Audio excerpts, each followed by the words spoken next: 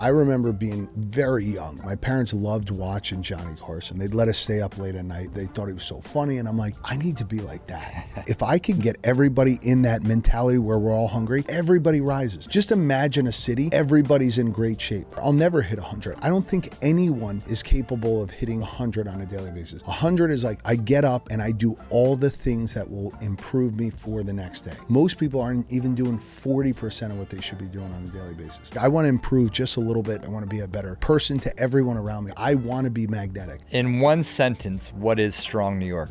In one sentence.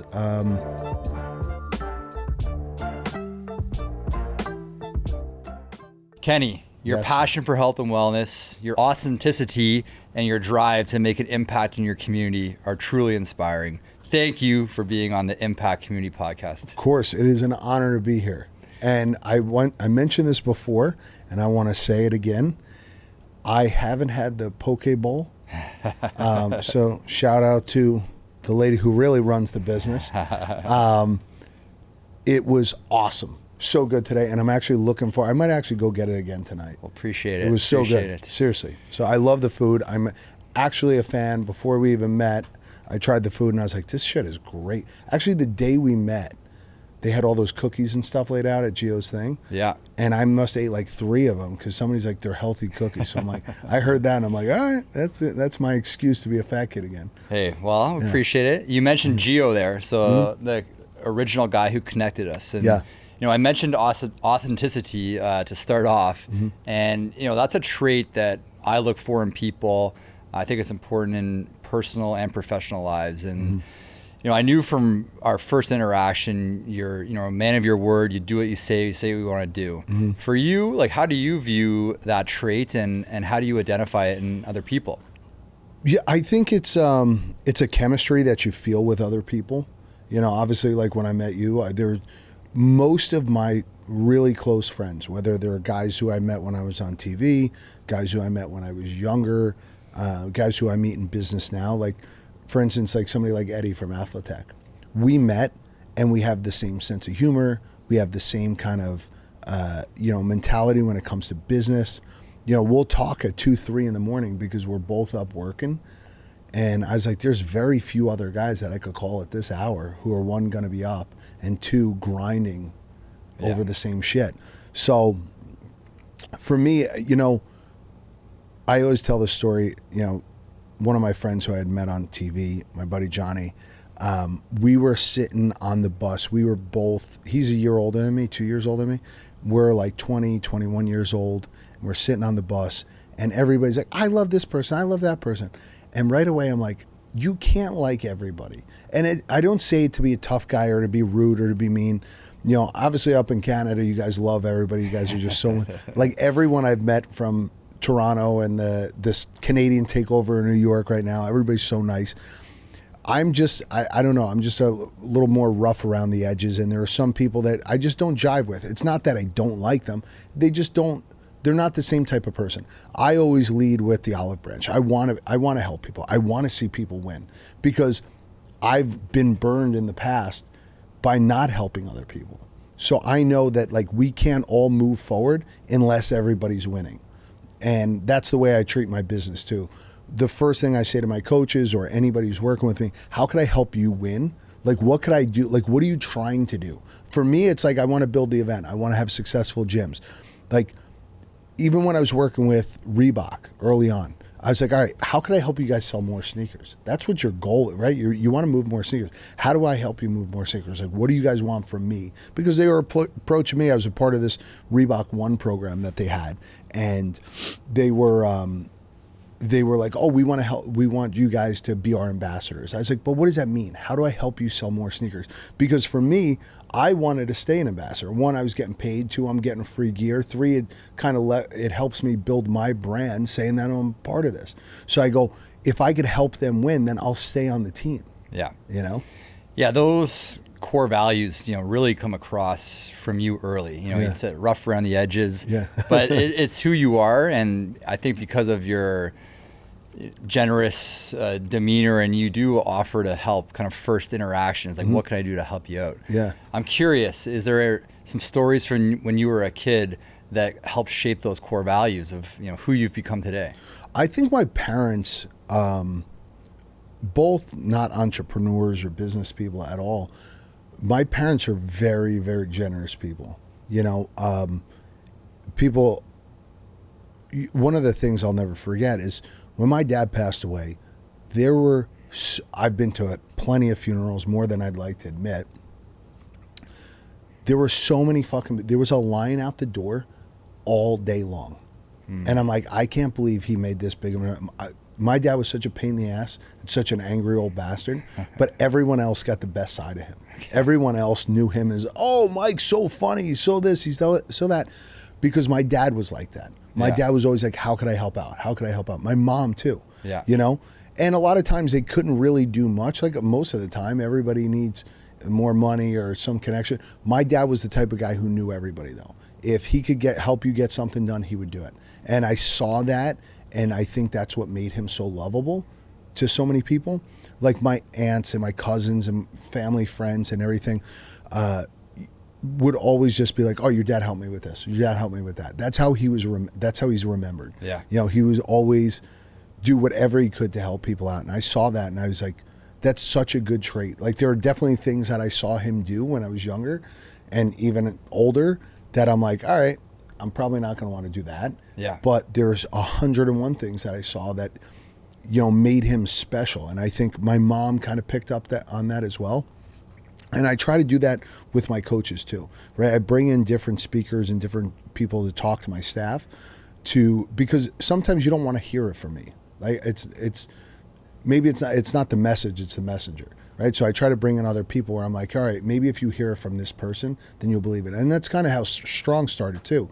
I had a bunch of clients at the gym where I'm like, guys, weight training is the most important thing. And everybody's like, you don't know what you're talking about. I'm going to get hurt weightlifting. I shouldn't run that much. Now it's like everybody's a fucking run expert. Everybody's a strength coach, you know? So I'm like, all right, well, it just took somebody with an MD or a couple extra letters at the end of their name for most people to believe what I was saying all along. It's interesting, and I think this comes with kind of the age we're both at, that perspective on your parents and your upbringing of, a lot of pain in the ass moments. But now that we're at the age that they probably were when they were raising you and, you know, you were a punk kid and getting yelled at. But though, like looking back and seeing those traits, it's like I picked up on them as well. And now that I'm a parent, I can see, okay, I understand why they did this way. Yeah. But those like core values, the ethics, you know, those are the little things that we pick up on that we don't even know we're picking up on them. Yeah. Yeah. You start to see,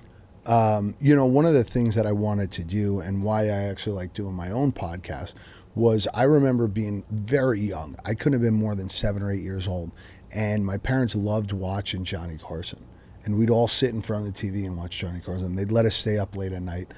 And my parents loved it. They thought he was so funny. And I'm like, I need to be like that. Like, my parents love this guy.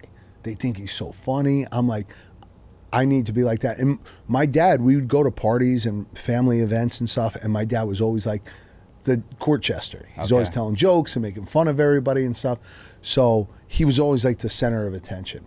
I always say he should have, and he looked like Rodney Dangerfield. He's fat. He had no chin because his chin went right to his neck.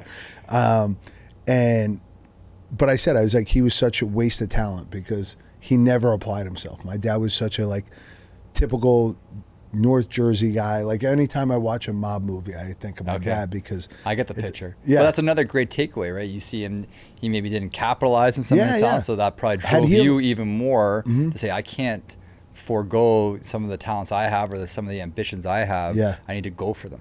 Yeah, and I think towards the end, and I think there's a lot of people out there who could relate to this message. They probably saw their parents, and they were victim of the times. Because we put entrepreneurs now on a pedestal. Everybody wants to be an entrepreneur. When somebody told me I was an entrepreneur when I was like 27, 28, when I wanted to open up my first business, I didn't even know what the fuck it was. I was like, I don't even know what that word means. But now it's like everybody has it in their bio. Entrepreneur. I started a business. But there's nobody working for you and it generates no money, so you're not really an entrepreneur. But it was just one of those things, I think, when when you gravitate towards a certain profession, you probably have certain traits that really allow you to be an entrepreneur or somebody who's a little bit more creative. Yeah. You know, like even when we talk, it's like a lot of times you're saying things and I'm like, I know what he's going to say next because I feel like we think the same way.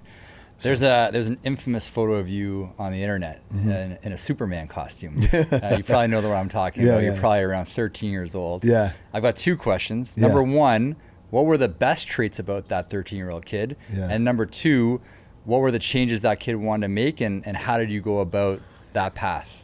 I guess one of the better traits was I was a completely different person before that.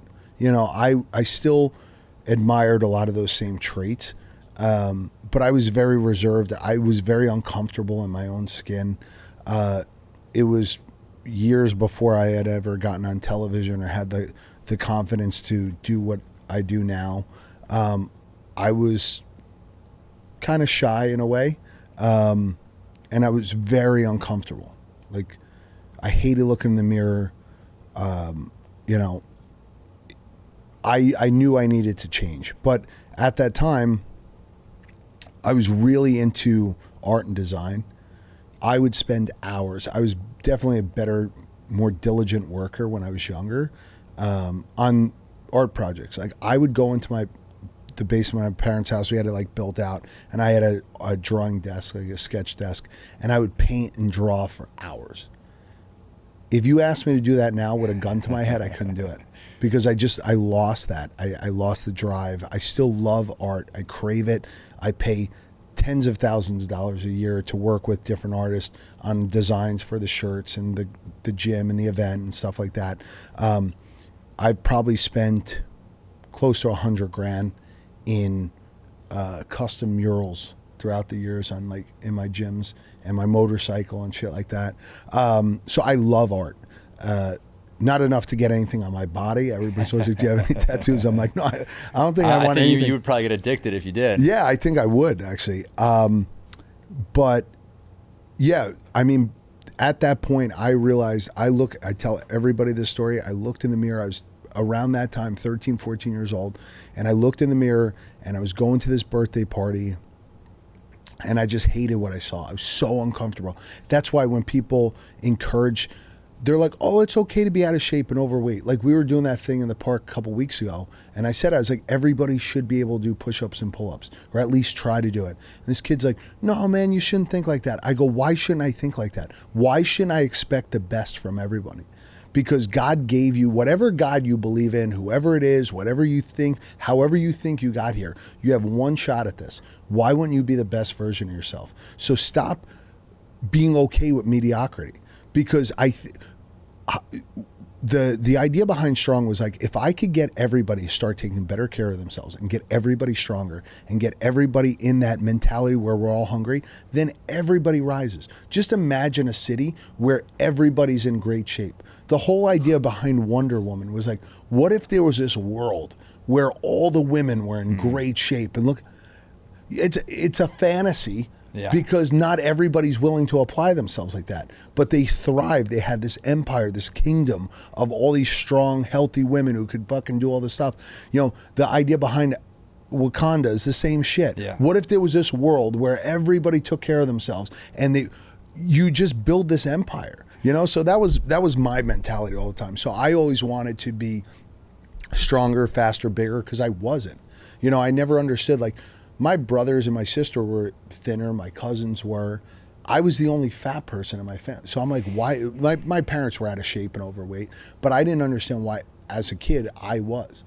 So that's when I really dove into training and understanding, like, what am I doing wrong? Because it was never looked down upon it. This is 1995, 96. Yeah. No one said soda was bad. It was a treat that everyone got. You go to a birthday party or a friend's house, who wants Pepsi? Who wants Coca-Cola? Yeah. And everybody's drinking this shit. Yeah. You know? Yeah, so that motivation, that inner motivation sounds like will set you on the path to fitness and wellness in general. Yeah. So that's great. So then looking into your 20s, let's say, you know, for me, I remember back then, entering into 20s, mid 20s, it was actually a really stressful time. Because at that point, I didn't know what direction I wanted to take my life. Mm-hmm. Like when you were going through that phase, like everyone knows you now as, fitness, health and wellness, as a big leader in the community. Was that always the path, or did you go down any other roads that you thought you should go down, or that you wanted to go down and just didn't see it through? So my grandfather was a pilot in the Air Force in World War II, and then my dad went to Vietnam, and then I thought that I should go because at the time I was a freshman in college when 9/11 happened. I graduated in May or June or whatever it was in 2001, and then 9/11 happened, and there was all this, hey, everybody's got to lace up their boots and go to war. And I'm like, all right, let me finish college, and then I could go to officer school and go to the military. My senior year of college, the fall of my senior year, I was dating a girl, and she wanted to go and try out for MTV, and we, went and tried out, and one thing leads to another, and a year later, I'm on television. So my life took a drastic turn than I thought it would. And I really wasn't sure what I wanted to do, but I was like, all right, I think the military is a good option because I just always admired that world and that profession. But getting on TV took me in another direction. I always had that, like when I was in high school and college, me and my buddies, I was obsessed with like 80s metal music and shit too. So I was like, all right, maybe I'll try and be in a cover band or something, because that was huge in Jersey at the time. And growing up in the 80s and 90s, it's like Springsteen and Bon Jovi were king. And I'm like, well, here's two guys who were from Jersey, around the same area I'm from. I could probably do this too. So there was a lot of, I was unsure what I really wanted to do. But yeah, getting on TV, and then I thought I would only do one show and I was done, and they invited me back. So then I got into hosting, and then I signed with a talent agency. So I got sucked into that television world, but I really didn't enjoy it. What I really enjoyed doing, because as soon as he told me I was going to be on television, I'm like, well, I got to get in great. Everybody I like on television is jacked. Yeah. Hulk Hogan, Arnold Schwarzenegger, Stallone, Stone Cold Steve Austin. I'm like, I need to get jacked. So I hired a trainer, and I worked with this guy, Jeff, for years, who was amazing. And he was like, just teaching me all this stuff. And then I worked with Joe DeFranco and a lot of these other guys. And then I went down the T Nation and what was the other one? Like just buying muscle magazines. Like I got so into it, and I fell in love with the process. I'm like, wait, why are we doing this? How are we doing that? Like, and then they're teaching me about diet and all this stuff. Now I'm like, this is cool. So in a couple of years later, I was like, all right, I remember sitting at my desk. I worked for a shipping company at the time when I wasn't on TV, because I would spend money like a moron. I bought a pro wrestling ring when I made money. I bought a motorcycle. Right. I bought my brother a motorcycle. I bought my parents' cars. There was a shirt that I bought in a mall in Oklahoma City, and it was like the Cadillac symbol, and it said white trash with cash. And at the time I had a Cadillac. Okay. So I was like, I need that shirt. So it was perfect. And I was just blowing through money like an idiot. I would take all my friends to Atlantic City. Like How old were you at this time? 22, 23, That's 24. a tough age to get a lot of money. Yeah, quickly. look, and I wasn't even a lot of money, right? Like, because I had some friends who were like playing in the NFL and stuff at the time. Like, I'd go to events and stuff. You meet a bunch of guys. These guys are making $2-3 million, $4 million a year. I made like 40,000 extra dollars, or 60 grand or whatever it was, and I would just rip through that. I was working at the shipping company, and I remember sitting there, and I fucking hated being there. And literally up to this point, I've been fired from every job I've ever had. Shit you can't even get fired from, I got fired from. This movie, Rockstar. You ever see Rockstar with Mark Wahlberg? Yeah, of course. And at the end, he's like, he had to go take a piss. He tells me that story. And that's what I did. I got up, and I just walked out, and I never turned back. And I had moved into the city. I was dating a girl. I got a job at Equinox. I started working there, and then the rest is kind of history. But I fell in love with like learning about nutrition and kinesiology and biology, and I go to everything. I know mentorship, even to this day, is a massive part of your life. Huge. Even since I've known you, you've traveled, seems like all around the world. To seek mentorship, take courses. Yeah. I don't like traditional learning. I don't want to sit in a classroom, but I'll go and if you're really good at how many times have we talked about business and stuff? And I'm like, wait, I already like you, so I'm more inclined to listen to what you have to say, and I admire what you've built. So I'm like, I'd rather go learn from him who's actually done it than some fucking teacher at NYU who's never owned shit. You could teach me more about the reality of what business is than this fucking bozo in a classroom. So absolutely, well, appreciate that.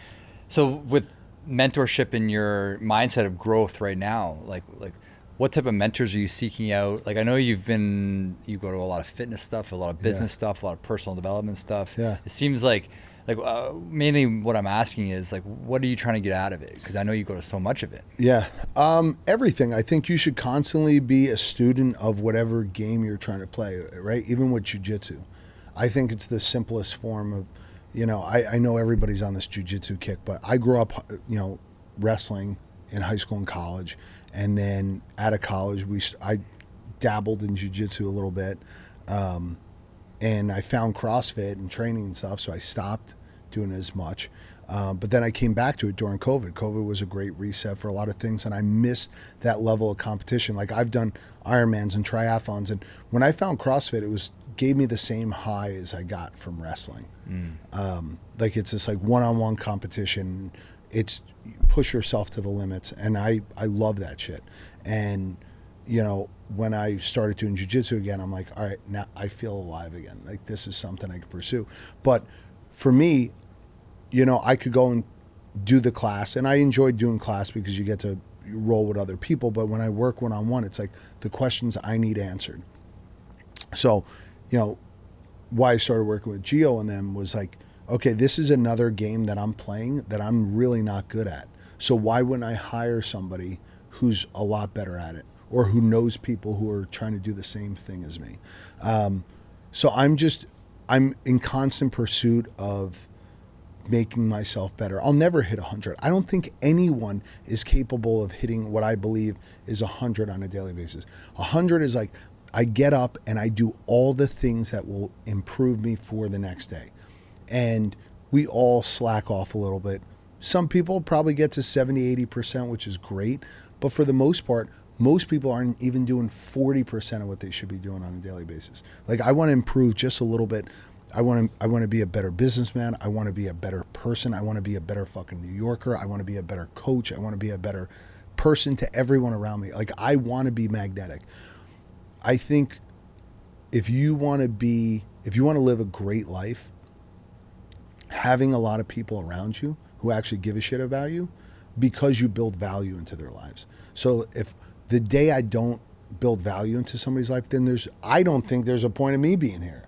So I want to build more value into people's lives, and I do that by having more money, right? And money's a tool. Like, I'm not upset. I've never been money hungry. Like, I don't give a shit. I used to spend it, I still spend it on dumb shit. Like, I'll buy pieces of equipment for the gym. I'm like, we'll just buy another one. So for me, it's like, I want to, I don't know, maybe I'm screwed up, but like, I want to just be able to build more value into people's lives so they see a purpose for me being around. Well, and I think you develop that by seeking mentorship from all different people. And I love what you said. The Geo group, obviously, we've both been involved in that, and it's different than our day-to-day communities. It's, stepping out into a community that might make us uncomfortable, but obviously, forces us to learn new things. Yeah. Well, for me, I don't want to be. A lot of times, like, I found myself when I'm at my gyms, it's like everybody's looking to me for the answer or the advice. And I don't want to be the smartest person in the room or the best person in the room at that thing. When I go to jiu-jitsu, I'm like, I want there to be so many guys better than me, so I improve. Obviously, yes, you want to train with people who are worse than you too, so you could try new shit and do different stuff. But at the same time, it's like, I want to always be around a bunch of people who are better than me. When I first opened up my gym, I thought, and at the time, memes started to get really big. I mean, this is 2012, somewhere around there, 2013. I'm sitting at dinner with 3 of my best friends, and all 3 of them own businesses. My one buddy Ryan owns a bunch of bars. My buddy Evan owns a huge marketing company, and my buddy Jerry owns a bunch of restaurants in New Jersey, and they're all business owners. And I was the only one who didn't own a business, and now I'm opening up a business because now I'm surrounded by these guys who are entrepreneurs who know what they're doing, and I could go to them for advice. Oh, you need an accountant? Here, talk to this guy. Oh, you need to talk to a banker or investment? Go talk to this guy.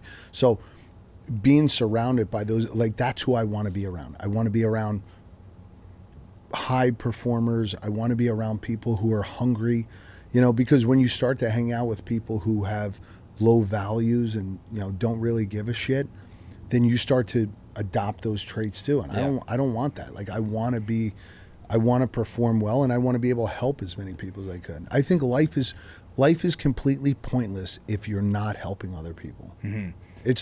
If you have all the money in the world and you're sitting in this ivory tower by yourself and you have 50 cars in the driveway, it's like when you got nobody to spend it with. I was just thinking about this. I was down the shore with my family, and I'm like, I want to buy that house, but that house means nothing. It's got a beautiful balcony outside, overlooks the water. And I'm like, but if no one's in it with me, what the fuck is the point of me having that big house? I could sit in a hotel room with a balcony. It'll cost me 1/100th of what the house costs. Yeah. But you want the house so you can fill it with people. Well, that's great. Yeah. I've heard you say, Kenny, that fitness is your religion and the gym is your church. Yeah. Can you elaborate on that? Yeah, I just feel, my mother, when I stopped going to church, was very upset. My father was too, because they're devout Catholics. My mom doesn't miss a Sunday. My sister and my brother are pretty much the same way too. I stopped going because I'm like, I get what I believe you should get out of church from the gym. I'm now the priest, and I get to preach this message of like self-improvement and taking care of yourself. And it's not just about the physique. I'm obviously an extreme case. I want to look like the best I could possibly look at every age I am. And I'm not saying everybody needs to do what I do. It's not like a priest isn't like, oh, you guys should all become priests and do what I do. No, but you're preaching this message of self-improvement. Like, we all need to take better care of ourselves, and this is how we could do it. And the gym's this place where people feel at home and they feel safe. And that's what I wanted to create with my gym, was this place where, I'm probably going to screw the quote up, but it's like when Jesus would invite people in, he's like, I want the hungry, I want the homeless, I want to take in all the misfits. Like, I want my gym to be a safe haven for anybody. Like, when I was in high school and stuff, I wasn't the coolest kid on the, I got invited to stuff because I played sports and shit, but I would always hang out with the artsy people and shit. When I was in college, I was in the art building. I was on the wrestling team, but I didn't really hang out with those guys as much as I hung out with the people who were in the art building, just because I have more in common with them. Mm. But for me, it's like I wanted to create this space. And when my mom was like, oh, you need to come to church, I'm like, Mom, and I just said it one day. I was on the phone with her. I'm like, I'm at church. I'm what church should be. Nice. I love it. Yeah. Coming to New York from Toronto, it's insane. There's thousands of trainers. There's hundreds, if not thousands, of gyms. You have the Strength Club here in Manhattan and New Jersey. Mm-hmm. What's your mindset or your approach? How have you separated yourself as a trainer and as a gym owner here in New York to have the reputation you guys have here, where it seems so saturated? Yeah, it's definitely saturated. I just don't think anybody gives a fuck as much as I do. I truly give a shit. Like, that's got to be the sound quote for this whole podcast. I love that. There are definitely people who are, this is obviously an ego-driven industry, right? Everybody wants to look great. There's a lot of people who are like either in it for the money, or they feel like they don't have any other way to generate revenue, and they're doing it for themselves. For me, I'm obsessed. I'm obsessed with it. I love it. Like, when I go to the Olympia and the Arnold and FIBO and all this shit, I don't see anybody from fucking here. I get on those planes and there's nobody else from New York. That's and there's weird. nobody else from New Jersey. And I go to all this shit because I'm like, I want to be on top of everything. And no one told me to do that. I genuinely want to see like what new equipment's out there, what new products are out there, who is everybody like looking to see or listen to. For me, I'm obsessed with it because I've never been the strongest. I've never been the fastest. I've never been the most athletic. All I've ever had was my work ethic. Even when I wrestled, like I'd like to be technically sound and I want to be stronger and I'm trying to do all those things. But for me, I'm like, well, if I can't beat them that way, I have to outwork them. And I think that's what made me a good wrestler. I think that's what made, or a decent wrestler at that. That's what made me a decent jiu-jitsu practitioner. That's what makes me a decent gym owner. Because if somebody comes in, like the countless times I've met trainers who work for me, or gym owners who I know, or other trainers who are like, I don't train anybody before 7. I don't stay at the gym after 8. I go, fuck that, I do. I'll take somebody at fucking midnight if they want to train. I'm down for it. They're like, you're not tired? Fuck, of course I'm always going to be tired. Like, this is an industry where you're working when everybody else is on vacation. But I can't have somebody being like, oh, you're not home. And I'm like, I know that's going to be the issue. I know it's going to be a problem. Yeah. So why the fuck would I even that's try? good observation for yourself. Yeah. So why would I even try to do it? I'd like to. Yeah. Eventually, I think no one wants to be alone. But for me right now, it's even anytime I even attempt to start dating, it's like, well, what time are you getting out? I go, lady, you just lost me. It's over. I am on a mission. And if you don't see that I'm like a recon fucking special, I need to be in the trenches all the time. Don't bother me. And when I come out of the hole, then we'll talk. Okay. Understood. You guys got that? Yeah. So as a fitness nerd, I'm curious just your thoughts. I know you've been in the industry for a long time. You've seen the CrossFit boom. We're seeing the High Rocks wave right now. Like, what do you think? Because I remember we've chatted. Like, I was into the CrossFit boom in 08, 09. Yeah, you were in before I was. You were early. Yeah. What did they do right? And what is High Rocks doing right now that's separating them from? It seems like the pack on these fitness events, and it seems like they're capturing quite the audience right now. Yeah, it's definitely interesting, right? When I first started working out when I was 13 and 14 years old, obviously you had like the infomercials and the P90Xs and all that shit. Like, that's what ruled the industry at that time. I was just having this conversation with the guy who owns Attila's Gym in Jersey that I went to. That gym was built in 1974. He bought it in 1996. And at the time, it was like, I would go to the gym with muscle magazines and I would put them down. I would do like Lee Priest's arm workout or Jay Cutler's back workout. And it's very much what I still do to this day, or like these bodybuilding splits. And then I'd say around 2011, 2012, when the CrossFit stuff started to get really big, even 2009, I saw this like functional training. It was like kettlebell swings and box jumps and all this shit. And I was an early adopter at kettlebells. Like, I really loved them. Especially when I started working at Equinox, they were into it and they had a certification. So I got certified right away in kettlebells and TRX. I loved playing with them, and they were like newish at the time. Yeah. So it was like shit I could take with me everywhere and play with them all the time. And I'm like, oh, if I do more, I'll get in better shape. I think what CrossFit did really well is, well, one of the things that I think they executed on perfectly is making it okay for guys to do group fitness. They made that cool. And they made it socially acceptable for women to lift weights. Yeah. I think, like, I remember sitting at the CrossFit regionals up in Boston. This is like 2012 or somewhere around there. And this girl who I thought was so hot, we're still friends to this day because I had to introduce myself afterwards.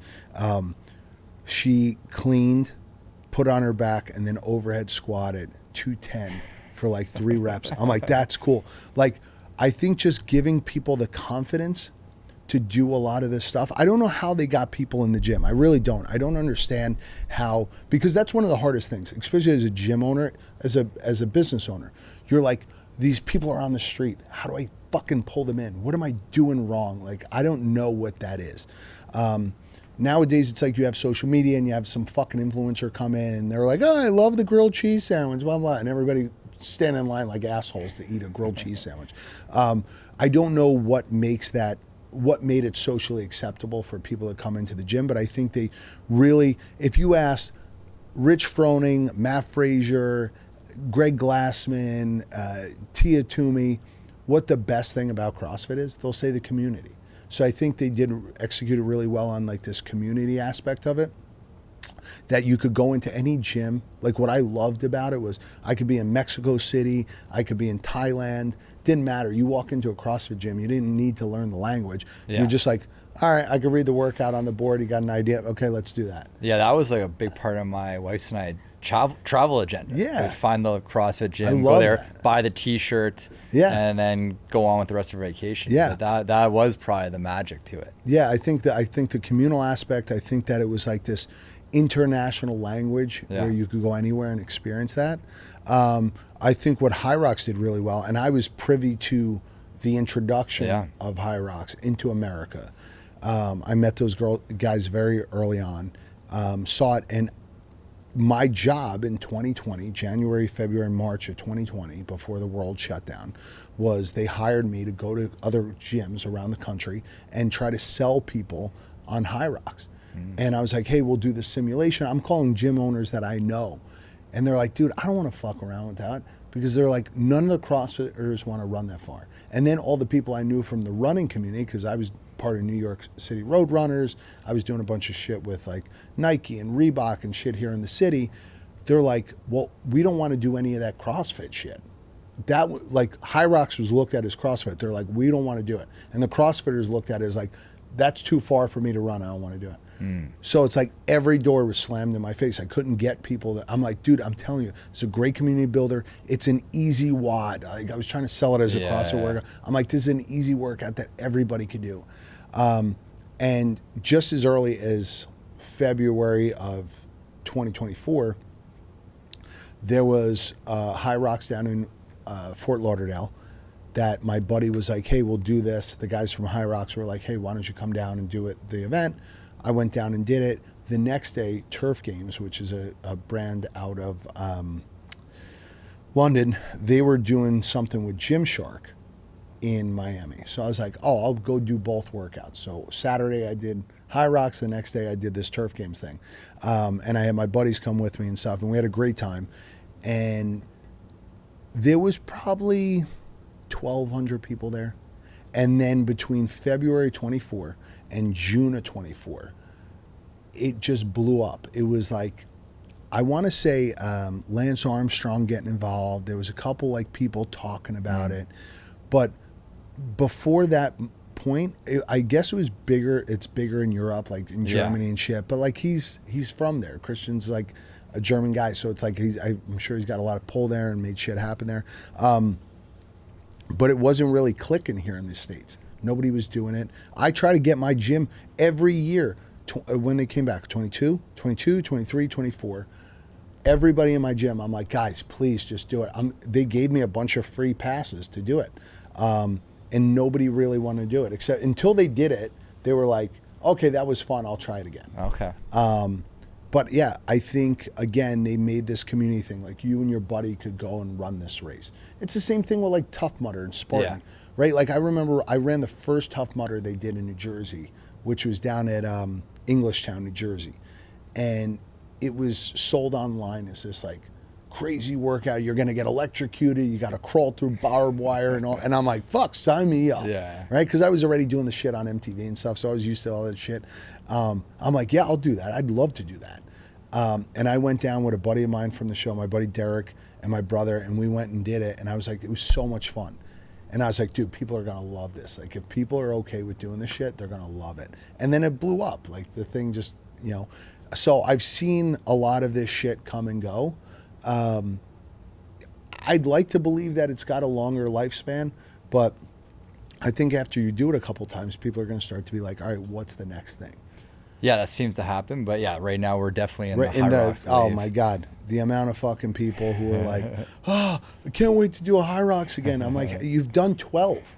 Like, well, I've been fortunate to do some workouts with you in your gym and then community classes. Mm-hmm. And, you know, your community is really showing up for Impact Kitchen. So massive thank you for that. Yeah.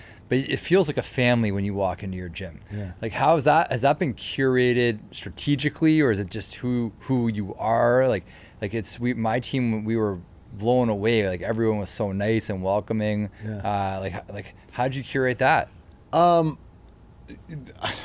wish I could say that I have a strategy or I know what's going on. But I say this all the time. I'm uncomfortable when other people are uncomfortable. If somebody's in the room and they're uncomfortable, I have to make them feel comfortable. Like, because I was that person. I remember being a kid and seeing somebody else eat alone, and it would bother the shit out of me. So that's how I started this like little band of misfits that I used to hang out with in high school and shit. So that, I don't know, it's just that's like a second nature to me, to want everybody to feel comfortable. So everybody makes fun of, like, you saw the band of misfits. Yeah. Like, most of the guys are over the age of 40 and, you know, they look like fucking, they have office bodies and shit. And then, you know, some of the girls are younger. It's a mixed bag of nuts when you come into my gym, but everybody feels comfortable. I want everybody to feel comfortable. And, like I said, I extend myself, like I make myself the punching bag. Like, I'll make fun of myself. I'm very self-deprecating. And then I'll make fun of everybody else. And nobody's off the hook, right? Yes. Like the one kid, Justice, looks like a fucking Greek god. I break his balls more than anybody else. So it's like, it's just that banter, right? Your best friends, the people you're probably the closest with, it's no holds barred. You don't have to like walk over eggshells with them. You can say what you want. It's more fun. So when I open that up to everybody, I think everybody just feels a lot more comfortable. Well, I feel like that has extended into your event Strong New York. Yeah. I know last year I came down to the dinner the before and the event obviously the next day. Yeah. And I was just blown away by the vibes at that dinner. Everyone was excited to be in New York. Mm-hmm. They were excited to, you know, be at your event. And I'm curious that the event now has, like, I was blown away, but I've heard you speak, it started super organic. Yeah. And, you know, how did it all start? I was just going to a lot of stuff. Listen, I take nothing away from the events that I've gone to. Like, I perform better, Summer Strong, obviously the Gymshark stuff, everything, FIBO, Comic-Con, Food and Wine Festival. I've gone to everything, and I'm like, okay, there's things I really like about this event, and there's other things that I really don't. You know, and I go, the biggest takeaway for me was there was nothing for fitness in New York. Mm-hmm. I wanted to create an event where I could service my clients and get the doctors and the trainers and the people that I admired in front of them.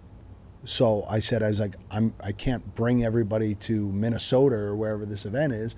I'll just bring all these people to New York City. So it started with, you know, I was working with Reebok at the time, and they gave me a check for $10,000, and they were like, you know, we'll get you sneakers and shirts and all this shit. Just, you know, invite who you want. So they had a couple of people under their flagship at the time. There was this buddy of mine, Christian Harris, who's out in Long Island, who was a big CrossFitter at the time. So I invited him out. And then the guys from Caffeine and Kilos I got pretty close with. So I brought them out. And then my buddy Mike, who's a power lifter, I brought him out. And then Meg Squats, who was a big power lifter, I brought her out. And we just kind of did this like little 60-person powwow kind of Q&A and lifting session. And that's kind of how it all started. And then that's what spawned everything else. So it's like we had the brands, which are like the brand activations. It was like Reebok, and when I had a couple bar companies, and Fit 8 I was working with at the time, so we had them. And then it was like these speakers and presenters. It's like, what knowledge could they share about weight training and strength training that kind of carries over into other aspects of your life. And then it was like the exercise portion. So these were like the three pillars, not even knowing that. It was just like, those are like the three things that I kind of want to accomplish. Somebody handed me the mic, and they're like, what do you have to say about this? I was like, honestly, like, it's not about picking up the weights. It's about picking yourself up when shit goes wrong, when picking up other people when shit goes wrong. And the idea behind putting your own mask on before anybody else's, like being on a plane, I think if you can't take care of yourself, you can't fully take care of everybody else. Like, you have to make sure that you're in the best possible position, right? You need to be financially secure, you need to be strong, you need to do all these things for your kids.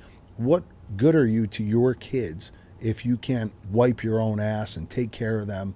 Because now you're just a detriment to them. I never want to, like I said, I want to add value to people's lives. So how can I be the best father, the best business owner, the best friend, without taking care of myself first? Like, what knowledge could I share with anybody if I look like shit? Yeah. You know, and it carries over. People don't want to believe that, but anybody who's doing anything right is like, hey, you kind of got to take care of yourself first, and then you could service other people really well. How long has Strong New York been going on for? So we kind of threw around the idea in 2015, and then like I think 2015 was the first one. We were like early 2015, I was like throwing around this idea because I was doing a lot of travel. And then from there it kind of started. But, you know, it's allowed me to do other shit that I like, the podcasts and the shirts and stuff like that. Don't let anything fool you out there. None of it generates any cash. The money I don't spend on going on vacations, I spend on T-shirts and equipment and shit.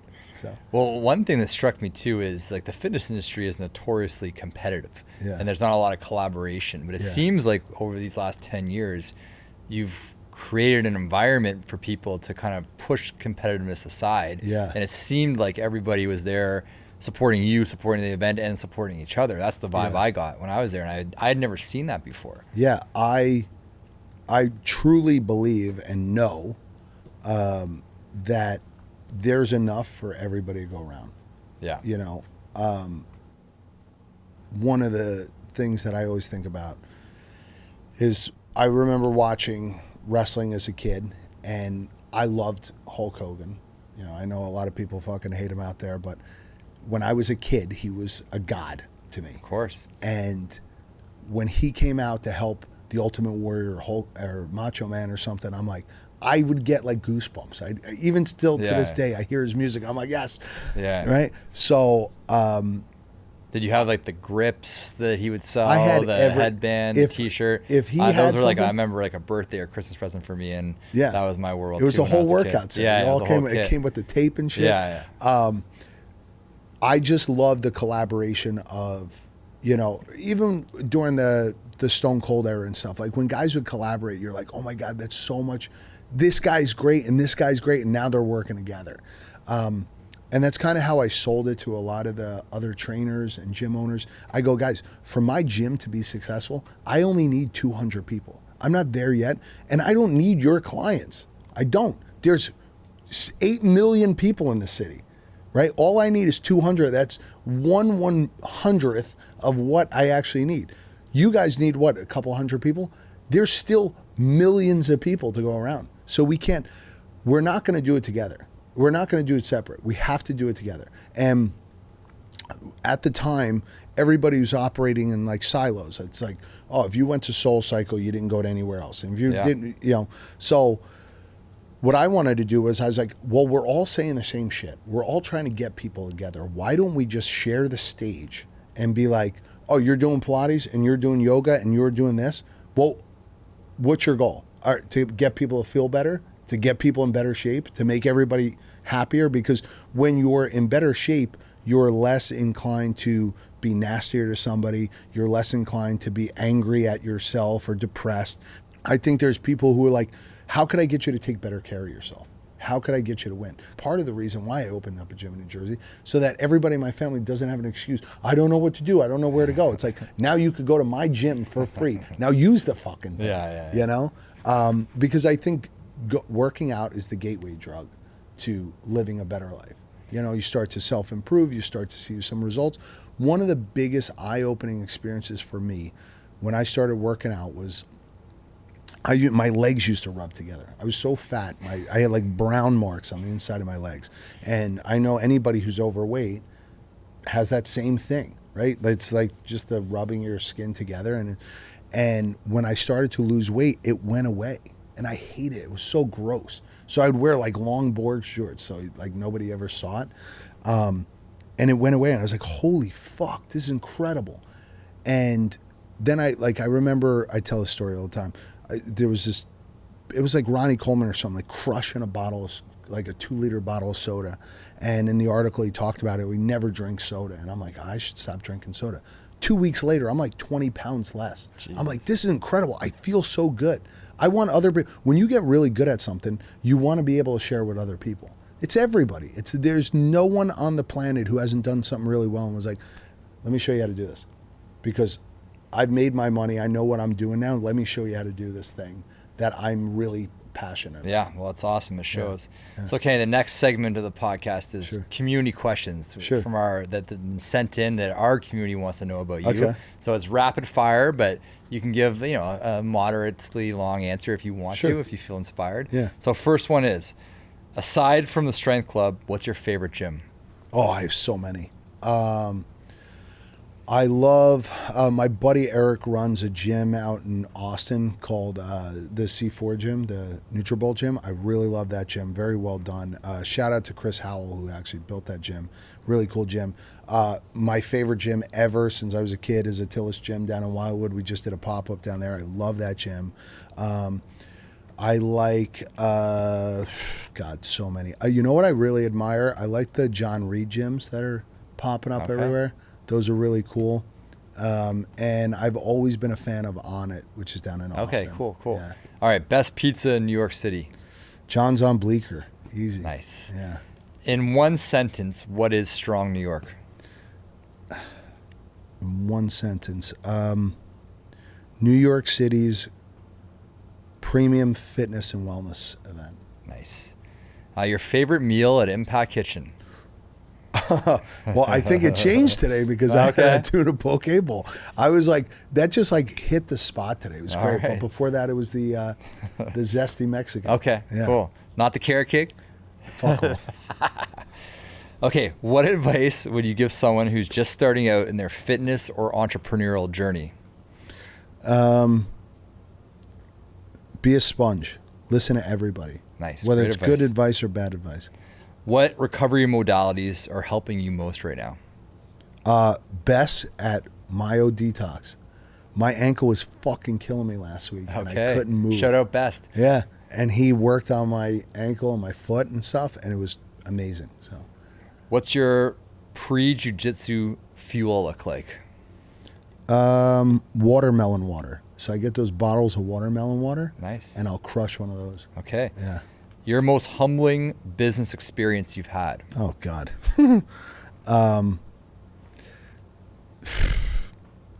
Losing my second gym because I thought I told myself I would only lose once and I lost twice. Okay. So getting the second gym taken away from me and like not really having any ability to do anything about it or like not even wanting to fight for it. It was just like. Okay. Yeah. What's the strangest DM you've gotten this week? Oh, God. This is where maybe I said PG-13. Yeah. I always get fucking asking me about like put up an OnlyFans. Okay. Take your pants off and shit like All that. right. Yeah. Okay. You can only imagine the creature that asks you. It's never somebody hot. Okay. All right. Last one here. Who and what inspires you to keep pushing yourself both professionally and personally? My family. I always wanted to have enough that I could provide.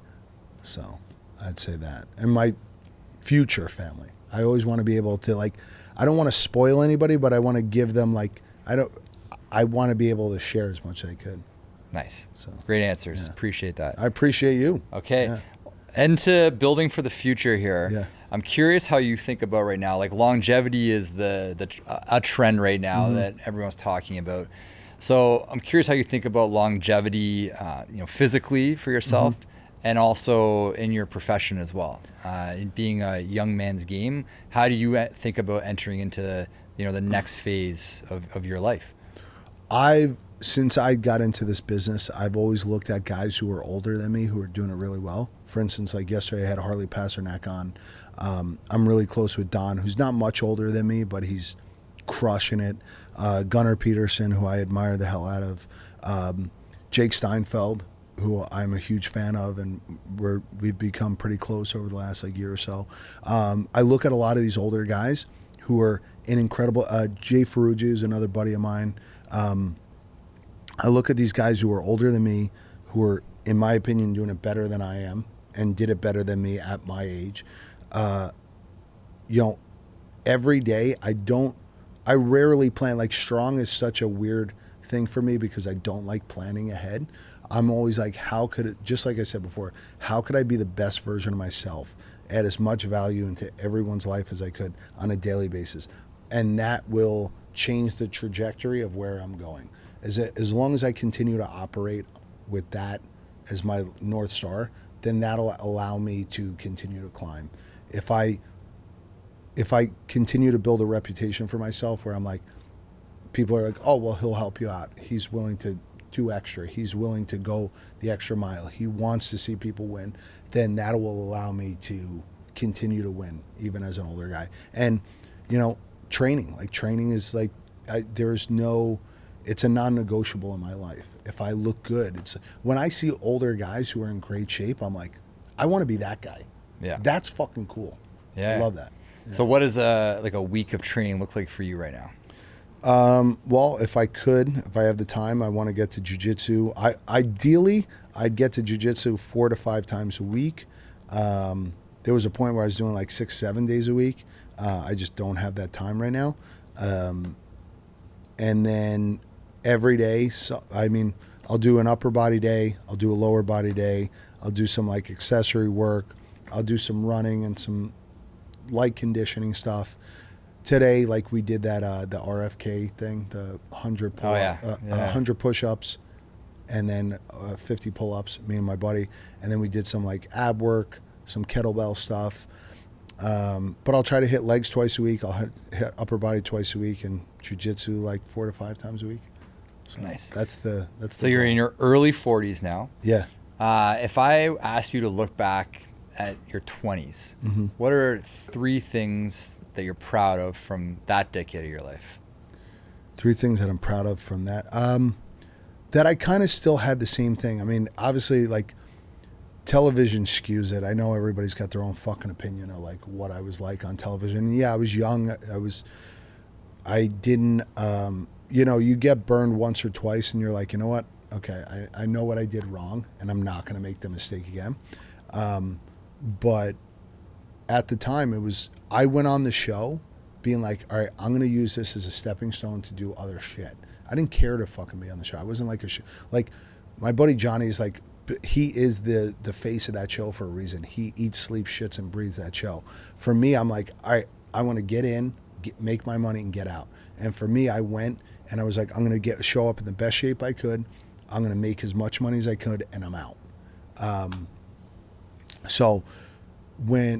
But the same way I'm polarizing now, right? If somebody asked me, they're like, oh, which restaurant are you going to choose? Or you're writing an article for a magazine. I'm always going to big up my buddies, the people I care about, the people I want to see win. And when it comes to competition, there were so many times it's well, there's only 3 spots on this boat for us to all go win $50,000 or $100,000. Well, I can't sit there and be like, no, you guys could all come. The game doesn't work like that. I could only take my 2 friends. So fuck the rest of you guys. Yeah. And everybody's like, you're a dick. I go, no, I'm not. I'm the only person telling the fucking truth here.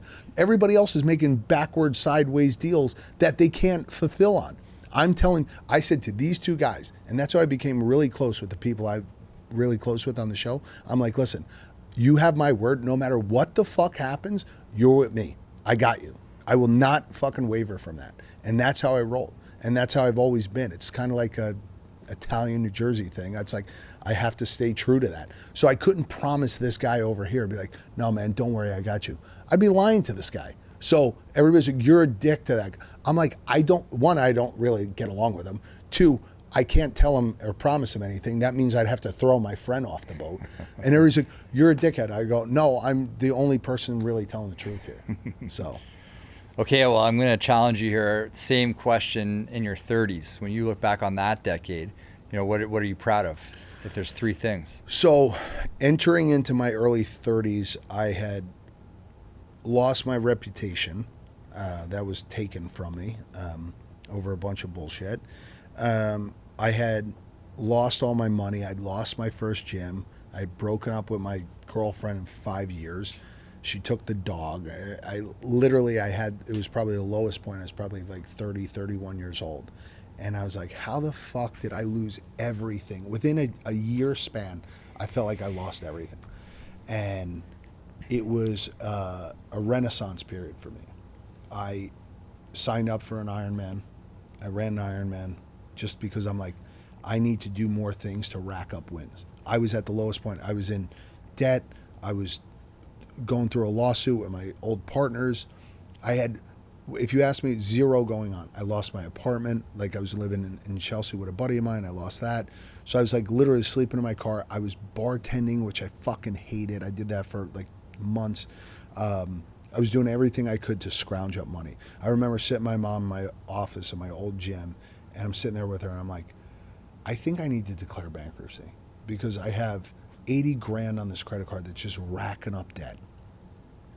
And I have no money coming in. I don't even know what to do. I'm fighting over this gym. I'm paying an attorney on a credit card to fight this case for me. And she's like, all right, do it. And I go, well, that wasn't the answer I was hoping to hear. I was like, I was hoping for something a little more inspirational. And I was like, you know what, fuck this. So that's when I started to run again more. And I was like, it's always been like the thing that pulls me out of the darkness is working out. So I started working out and started doing shit. And I went for this audition for, of all things, a Crest commercial. We shot this fucking thing. I didn't have any speaking part in it. I just smiled. And out of nowhere, my mother calls me up and she's like, Ken? She's like, you have a check here for $65,000. I'm like, what? God. I'm like, send me a picture of it. Oh my God. And I was like, fuck. I was like, I took the money and I paid off like everything I needed to pay off to get me to neutral.